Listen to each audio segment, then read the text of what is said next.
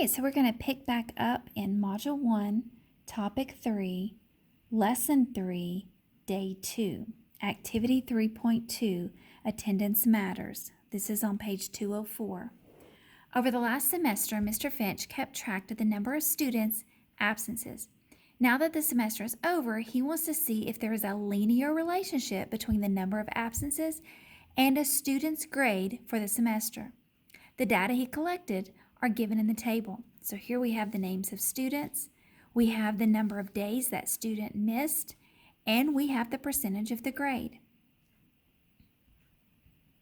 Number 1, we are going to construct a scatter plot of the data. For James, he had 0 absences and he made a 95 average. So down here, we're going to label the number of absences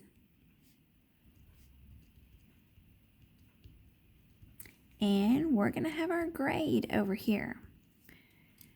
So James didn't miss any and he's got an average of 95. Tiana missed 5 days. She has an average of 73, so probably somewhere right there. Michaela missed 3 days and her average is an 84. Paul missed 1 day and he has an average of 92. Denicia missed 2 days and has an average of 92. Eric missed 3 days and has an average of 80. Rachel missed 10 days and has an average of 65. Cheyenne missed 0 days and has an average of 90. Chan missed 6 days and has an average of 70. Javier missed 1 day and has an average of 88. So our data plot should look something like this. Number 2, describe the association. So we mentioned before that if you have a graph that's showing your scatter plots increasing and you drew your line of best fit and that line of best fit is showing a positive slope, that would have a positive association.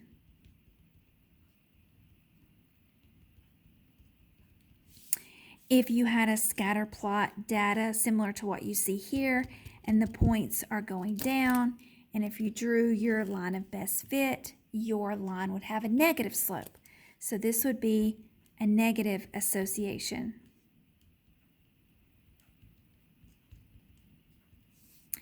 And if you had a graph where you just couldn't tell where the line of best fit would go, you don't know if it goes up or down, this would have no association.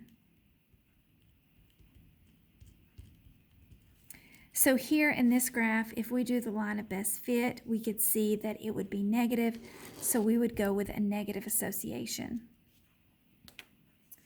Number 3, determine the equation of the least squares regression line. Interpret the equation for this situation.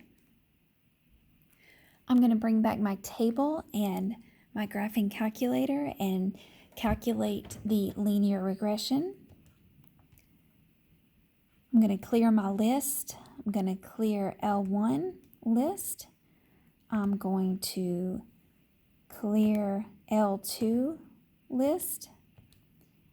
Then I'm going to edit my list, go back to L1, and here's my input.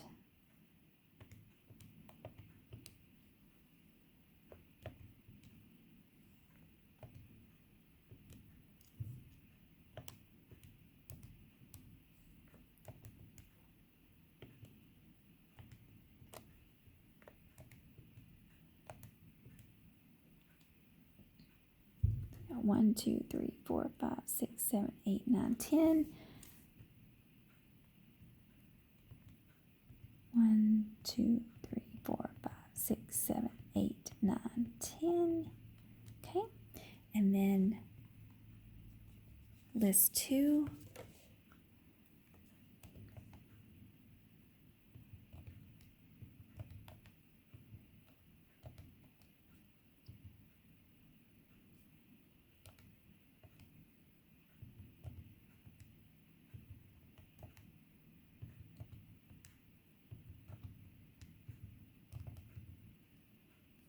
Okay, then let's form our linear regression. Hit your stat, go over to calculate, 4 for linear regression. Remember that if your R squared or your R is not popping up, turn your diagnostic on underneath your catalog. So here I'm seeing a strong correlation coefficient of -1, and we said we had a negative association. 0.89 is a little strong. Let's go back over here to the question. Number 3, determine the equation of the least squares regression line. Interpret the equation. So based on the data that we have here, my equation would be y equals -3.1x plus 92.6. And what that means, for every absent, a student's grade decreases about 3.1%. For 0 absences, the student will receive about a 93% grade. So that's what it's predicting if you don't miss any class, 93%. Number 4, compute and interpret the correlation coefficient. So we've already done that. Our correlation coefficient is -0.9435. That is a strong negative correlation.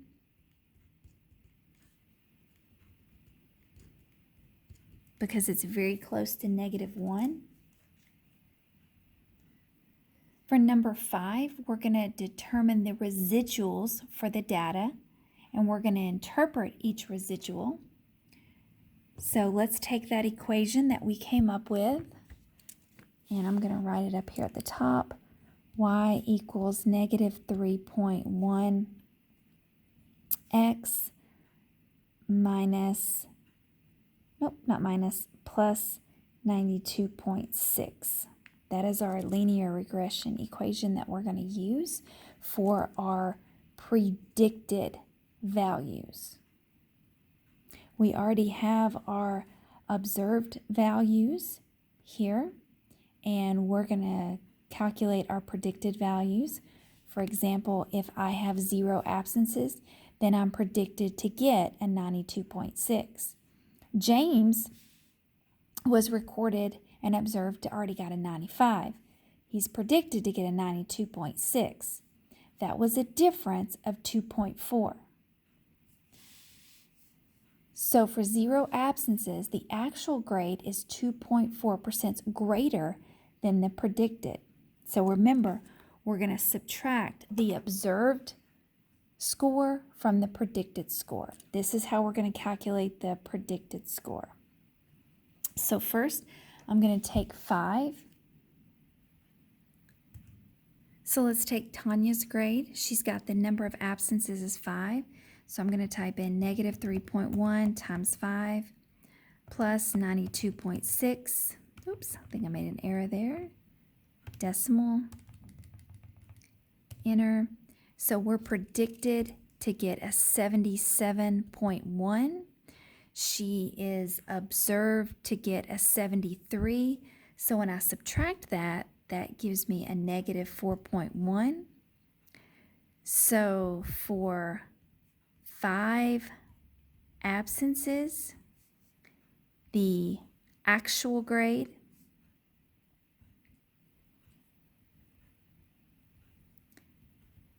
is 4.1% less than the predicted.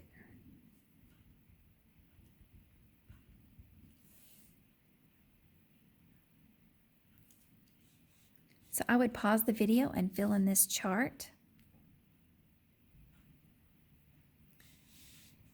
For Michaela, if I enter 3, negative 3.1 times 3 plus 92.6, that gives me 83.3 as my predicted.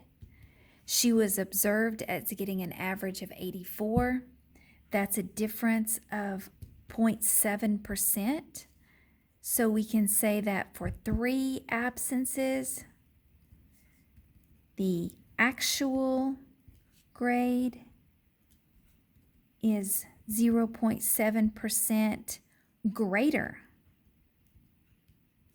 than the predicted score.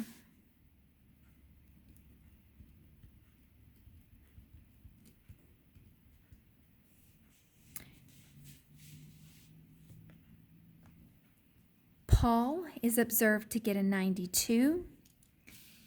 His predicted score is 89.5. The difference of that is 2.5. That means for 1 absence,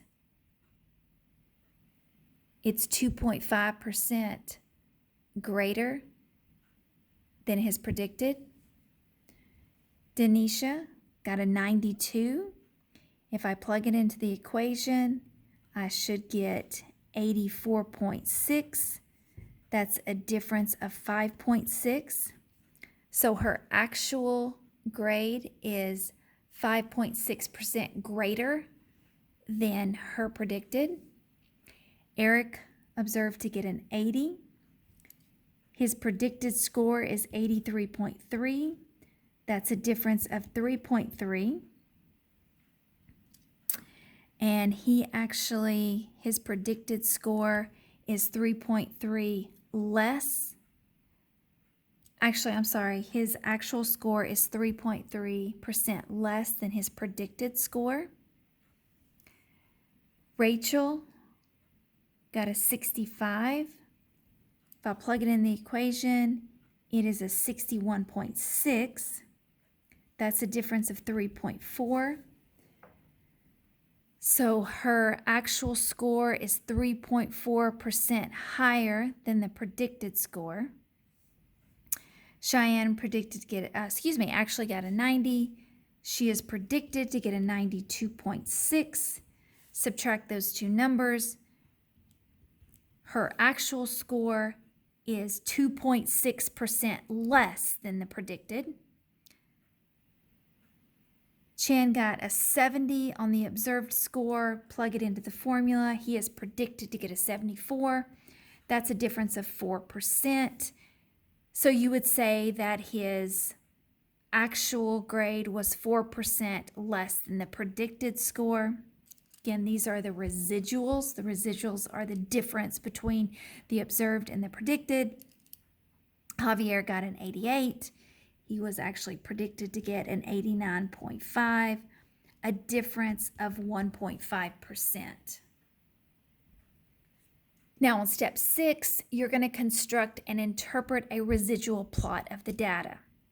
What we're going to do is we're going to take the number of absences.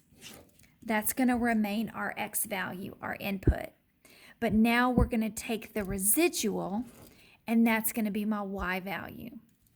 We're going to plot these numbers for my Y value. That's what you do in a residual. So first we're going to do 0 and 2.4. 0, probably right there somewhere. Oops, I did that on 0.5. 0's over here.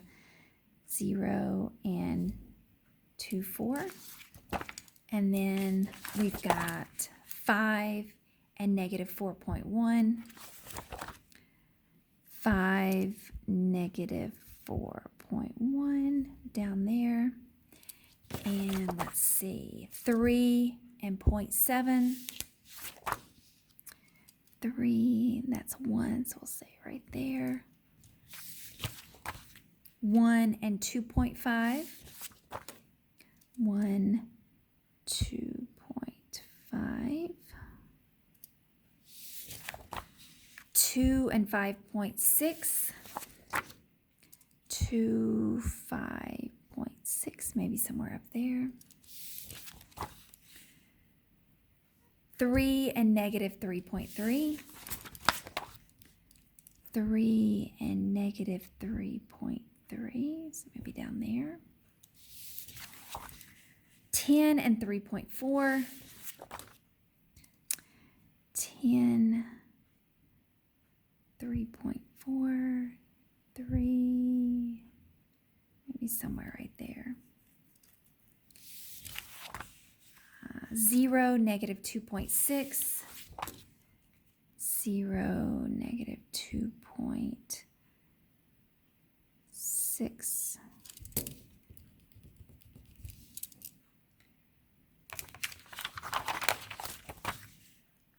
And 6 and negative 4.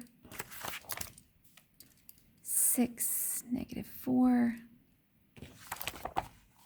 1 and negative 1.5. 1, negative 1.5, somewhere right there. Okay, so let's analyze this data here. Let's look at this residual, where it looks like we got a little bit of a curve there. However, there's not enough of a curve, and it looks like we have a linear related. There's no pattern. It seems like we're just going straight through here. So this one is linear related.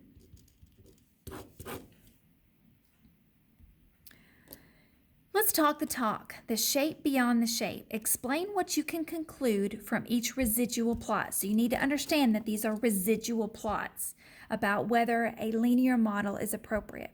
So let's look at 1A. You can see a definite curve here.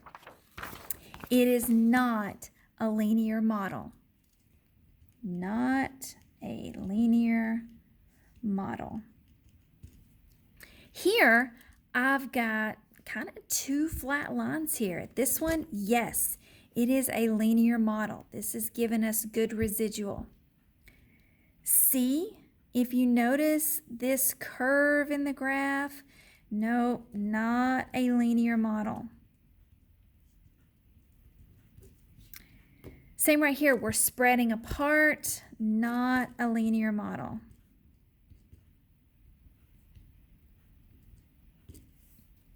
Number 2, how would you describe the differences between the line of best fit and the most appropriate model? Well, for any data set, it is possible to draw a line to fit the data using the least squares method. There is a regression line that will be the line of best fit. However, even though the line of best fit may not be the best overall fit for the data, another function family may be a better fit for the data.